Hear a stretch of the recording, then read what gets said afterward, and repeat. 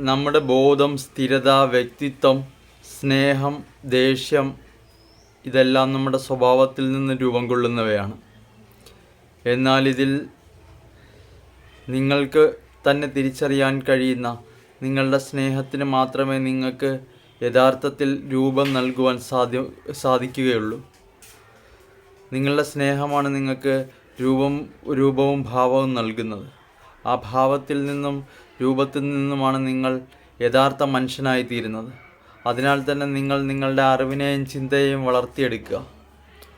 ഓരോ വിചാരങ്ങൾക്ക്, ഓരോ ഭാവത്തിനും വ്യത്യസ്തമായ തീരുമാനങ്ങളിൽ നിലനിൽക്കുവാൻ സാധിക്കുന്നതാണ്. ആ തീരുമാനങ്ങൾക്കാണ് സ്ഥാനം. ജീവിതത്തിൽ ആരംഭം മുതൽക്ക് തന്നെ നാം തേടുന്ന ചോദ്യങ്ങളുണ്ട്. ആ ചോദ്യങ്ങൾക്കെല്ലാം ഉത്തരം ലഭിക്കണമെങ്കിൽ നാം ശരിയുടെ പാതയിലൂടെ സഞ്ചരിക്കുന്ന വ്യക്തിയാവണം. എങ്കിൽ മാത്രമേ നിങ്ങൾക്ക് നിങ്ങളെ മനസ്സിലാക്കുവാനും നിങ്ങളെ തന്നെ സ്നേഹിക്കുവാനും സാധിക്കുകയുള്ളൂ.